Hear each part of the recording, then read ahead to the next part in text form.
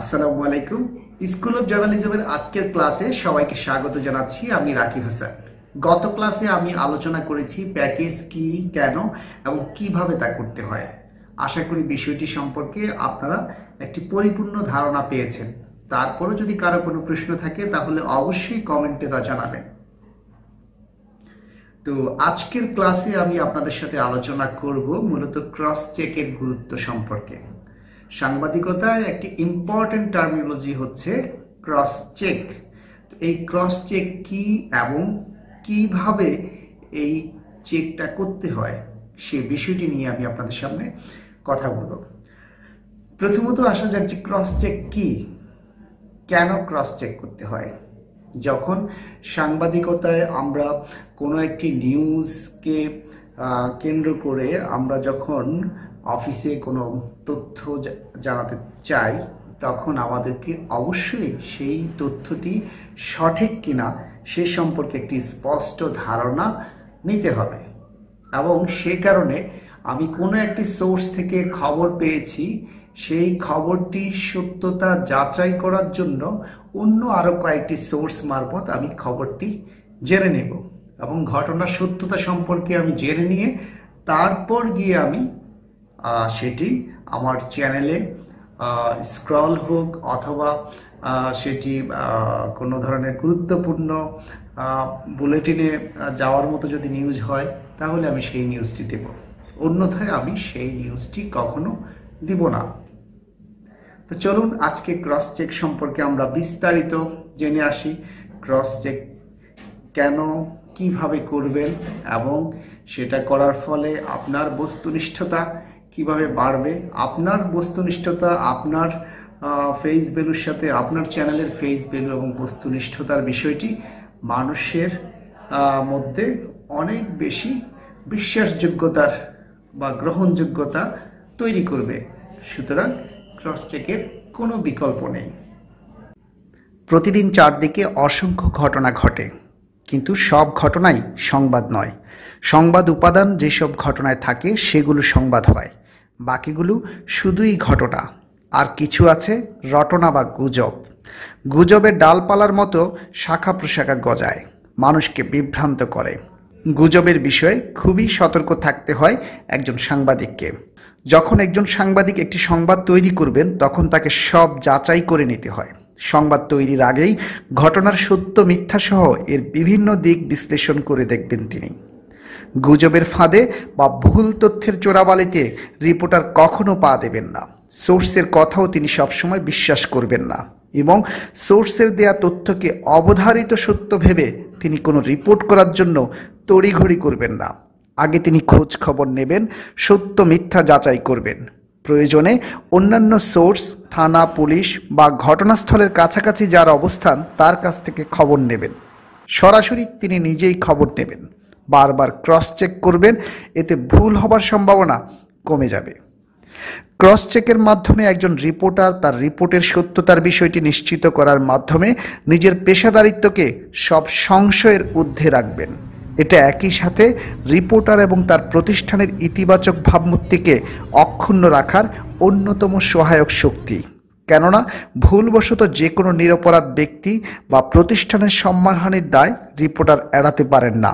সে কারণে বিভিন্ন সূত্রের সাথে কথা বলে তিনি প্রকৃত ঘটনা বা বিষয় জানার চেষ্টা করবেন।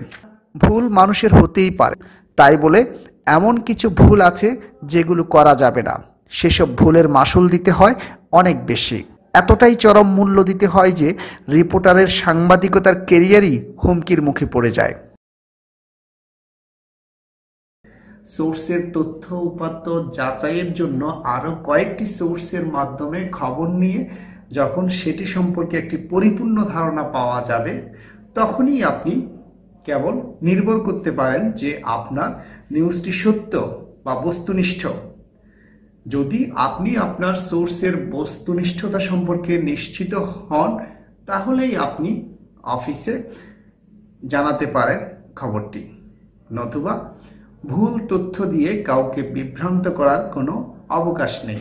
সুতরাং কোনটা গুজব, কোনটা সত্য কিংবা কোনটা সত্যের মোড়কে মিথ্যা তার নিজস্ব সূক্ষ্ম বিবেচনা বোধ আর বিশ্লেষণী মন দিয়ে যাচাই করে দেখবেন একজন অনুসন্ধিৎসু রিপোর্টার।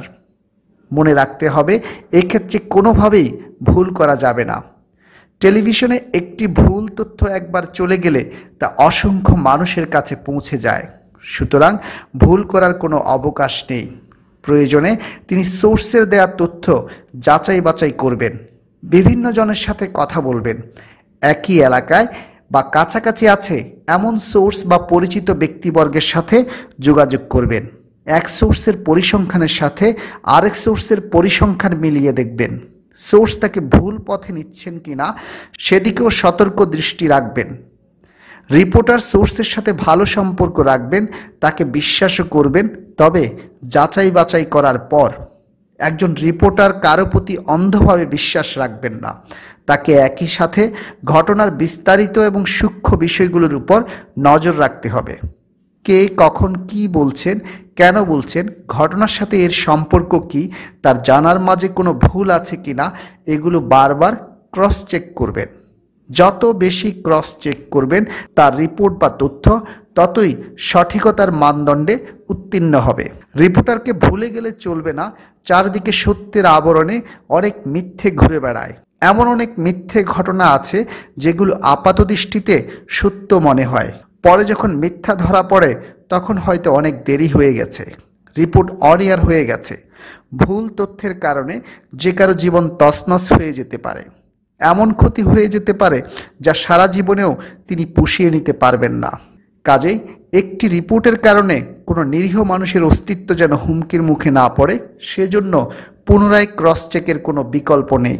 প্রয়োজনে যার বিরুদ্ধে অভিযোগ তার সাথে দেখা করে সরাসরি কথা বলতে হবে। টেলিভিশন সাংবাদিকরা সাধারণত ব্রেকিং বা সদ্য সংবাদ কার আগে কে দেবেন তা নিয়ে একটি প্রতিযোগিতার মাঝে থাকেন।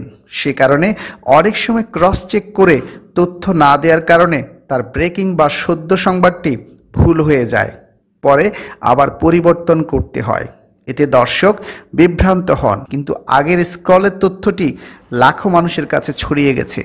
এই যে ছড়িয়ে পড়া, এতে বিভ্রান্তি তৈরি হয়, দর্শক তখন ওই চ্যানেলের প্রতি আস্থা হারায়। সুতরাং যে কোনো তথ্য দেওয়ার আগে ভালোভাবে ক্রস চেক করতে হবে। কোনো মাধ্যম দিয়ে নয়, রিপোর্টার সরাসরি যোগাযোগ করবেন, সত্যানুসন্ধান করে প্রকৃত তথ্য বের করে নিয়ে আসবেন তিনি। এরপর নিশ্চিত হয়ে নিউজটি দেবেন। যে কোনো সঠিক তথ্যের প্রকাশ বা প্রচারের বিষয়ে ক্রস চেকের গুরুত্ব অনেক। তাৎক্ষণিকভাবে ক্রস চেক করা সম্ভব না হলে প্রয়োজনে তিনি সময় নেবেন, চারিদিকে খোঁজ খবর নেবেন, কিন্তু ভুল তথ্য দেয়া যাবে না।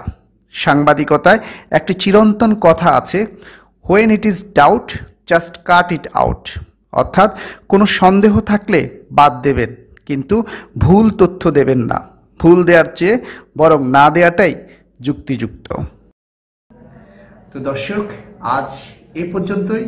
আপনারা দেখলেন যে আসলে কিভাবে ক্রস চেক করতে হয় এবং ক্রস চেকের মাধ্যমে একটি সংবাদকে বস্তুনিষ্ঠ সংবাদ আকারে রূপ দিতে হয় এবং সেই তথ্যটি পরিবেশন করতে হয়। তো আজ এ পর্যন্তই। সবাই ভালো থাকবেন, সুস্থ থাকবেন। পরবর্তী সময়ে আবারও আমি চলে আসব সাংবাদিকতার নতুন কোনো বিষয় নিয়ে। সে পর্যন্ত আপনাদের যদি মনে কোনো প্রশ্ন উদয় হয় তাহলে অবশ্যই তা কমেন্টে জানাবেন। তো সবাই ভালো থাকবেন, সুস্থ থাকবেন। আল্লাহ হাফেজ।